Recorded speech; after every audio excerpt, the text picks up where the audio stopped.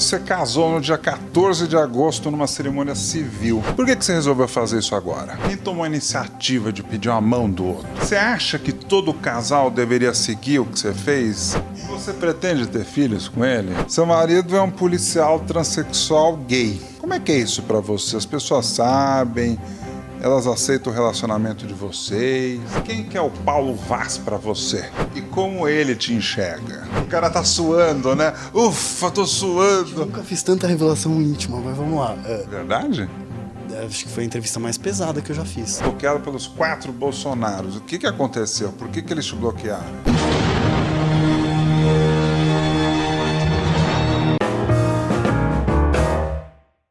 Antes de começar a minha entrevista com o Pedro HMC, eu tenho um recado muito importante. Inscreva-se no canal agora e ative o sino.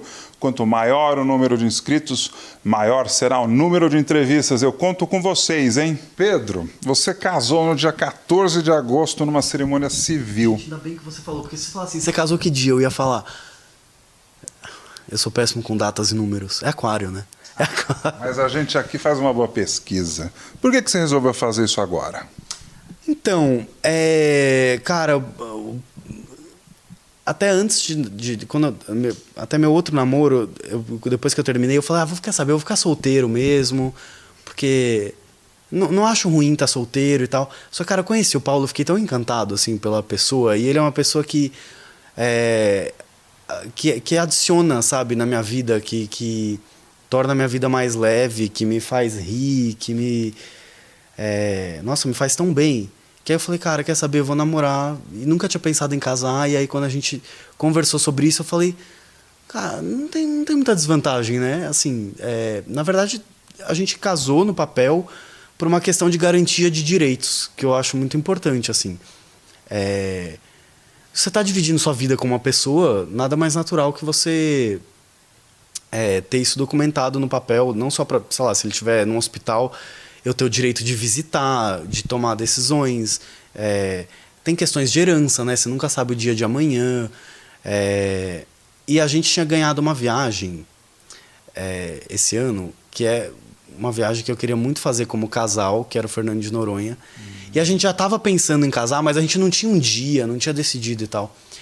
E o Paulo tinha tirado as férias dele para 15 dias antes dessa viagem. E aí eu falei, Paulo... a gente não vai poder fazer essa viagem, porque você vai voltar a trabalhar e ele não ia poder pedir mais dias além das férias. A gente falou assim, pô, como que a gente consegue? Já sei, se essa viagem for nossa lua de mel, porque aí realmente, legalmente, você consegue, né? Aí a gente juntou ali a fome com a vontade de comer. A gente já queria legalizar a união há um tempo. E aí a gente falou... Tá aí um ótimo motivo para isso, né? Para eu também poder usar seu plano de saúde, essas coisas. Não é? Também é bom, assim, para... Enfim, é um casal, né? Nada mais natural que você... Que os direitos valham pros dois, enfim. E acho que foi uma coisa que eu fiz, assim, sem pensar duas vezes, sabe? Porque acho que se fosse casar com alguém, assim, muito doido, né? Qualquer outro ex-namorado, acho que eu pensaria duas vezes, assim, sabe? Com ele foi muito fácil. Que bom. Que difícil achar isso aí. Difícil de acontecer isso, não? É difícil e a gente pensa muito parecido em muitas coisas, assim, então não tem muito drama, sabe? Ele é aquariano? Então, o Paulo, ele é um canceriano que nasceu errado, porque ele não tem nada de câncer, ele não é possessivo, ele não joga as coisas do passado na minha cara. Eu conheço bem câncer, que minha mãe é câncer, então eu sei bem as qualidades e os defeitos. Mas ele não tem nada de câncer, ele me parece uma pessoa muito mais independente, solto, tem a individualidade dele, a gente tem nossos momentos assim a gente se respeita muito, sabe? Você acha que todo casal deveria seguir o que você fez? Porque tem muito casal que não pensa em casar, formalizar, botar no papel. Você acha que eles deveriam fazer isso? Recomenda? Olha, por uma questão de garantia de direitos, embora qualquer união, depois de um certo tempo, já configure legalmente como união estável. Eu acho que sim, mas não que as pessoas sejam obrigadas, né? Cada um sabe do seu relacionamento, das suas necessidades.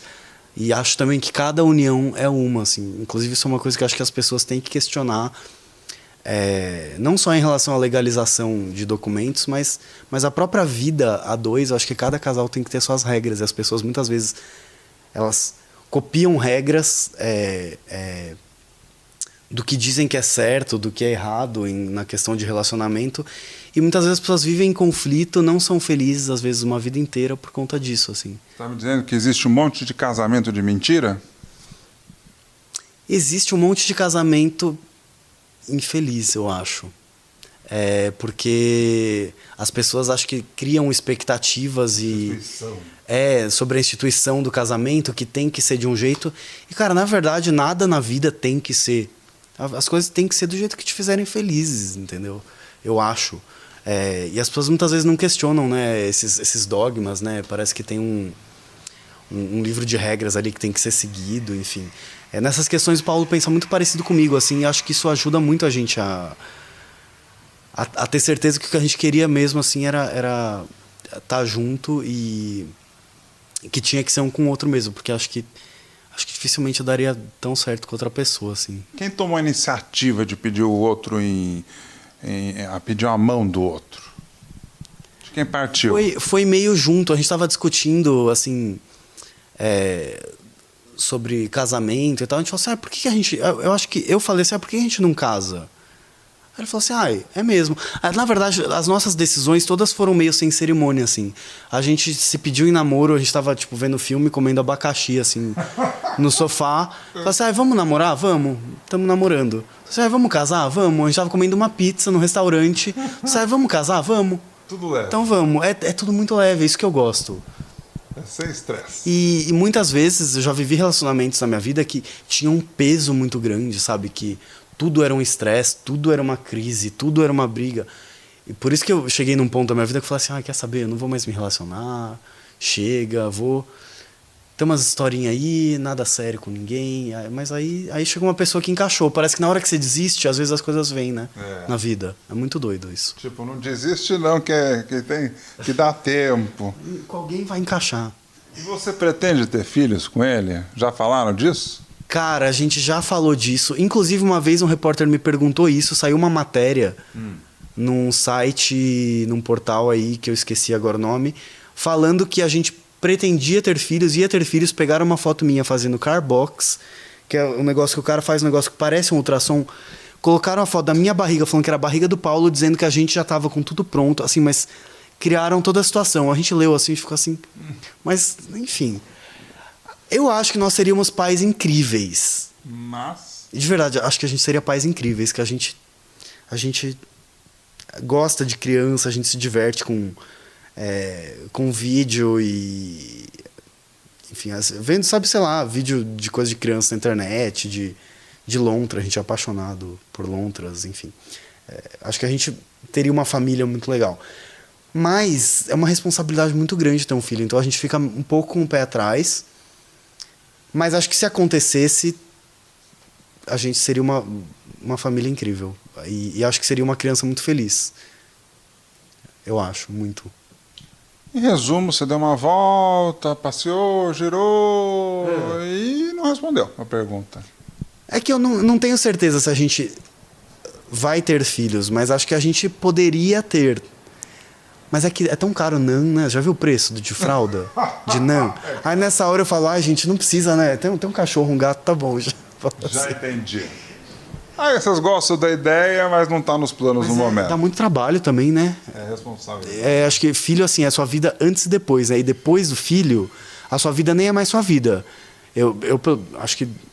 Vejo meus pais, não, né? Minha mãe. Que meu pai não... Foi super ausente, enfim, não tenho contato com ele desde a adolescência, mas a vida normalmente de quem é pai e mãe é mais o filho do que a própria vida, né? E tá certo, né? Porque é uma vida que você botou no mundo e pela qual você tem que ser responsável. Seu marido é um policial transexual gay. Doido, né? E ele é investigador da Polícia Civil aqui da cidade, do estado de São Paulo. Como é que é isso para você? As pessoas sabem... Elas aceitam o relacionamento de vocês? As pessoas sabem, até porque o Paulo tornou público a condição dele como homem trans desde que ele transicionou.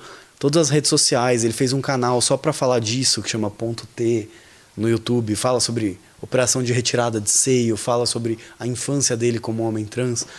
Então, assim, ele sempre tornou isso público, ele sempre levantou essa bandeira, porque como ele se descobriu trans na faculdade, ele sabe o como é importante disseminar esse tipo de informação para ajudar pessoas que são mais jovens a se entenderem mais rápido, sabe? Não chegar que nem ele com 20 e tantos anos para entender o que é para se resolver, né? Quanto antes você sair do armário, entender o que você é, do que você gosta, mais plena vai ser sua vida, né? Verdade.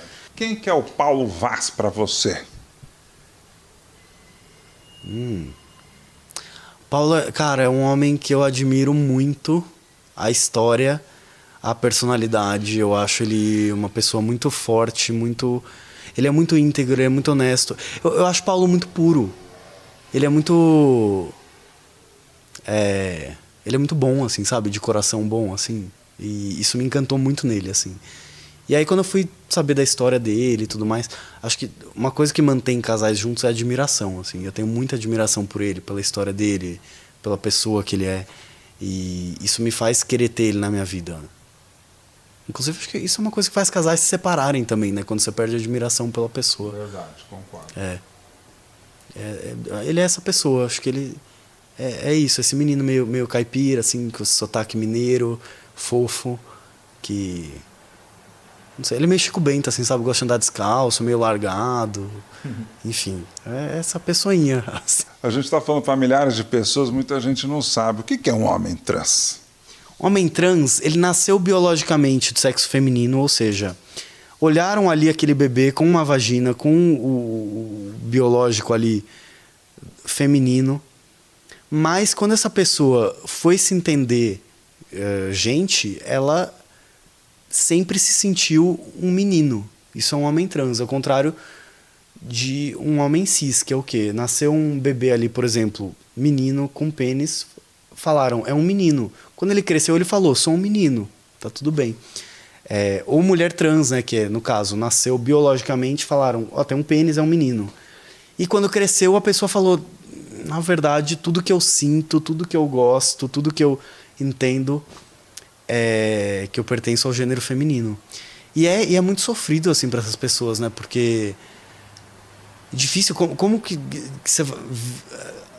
É difícil você contar com uma família que vai compreender isso, e o Paulo teve essa sorte. Ele teve uma família que nunca colocou amarras no sentido de forçar ele a vestir coisas femininas e tal. Isso acontece com muitos meninos trans e gera muito sofrimento. Ou com mulheres trans, que a família obriga a ser masculino, usar coisas masculinas, e a pessoa nunca se identificou com aquilo. E o Paulo teve essa sorte de ter uma família que não era bitolada, conservadora, nem extremista, religiosa, e que viu ali desde 2 anos de idade, 3 anos de idade, que botava vestido, roupa feminina, e ele tirava e ficava de fralda pelado, assim, festinha de família com 2 anos de idade. Cabelo comprido nem pensar, tinha que cortar curto, só queria brincar com os meninos, só de coisa masculina, não sei o quê. E se entendia, achava que era um menino até a puberdade, quando o corpo vai se desenvolvendo pro outro lado.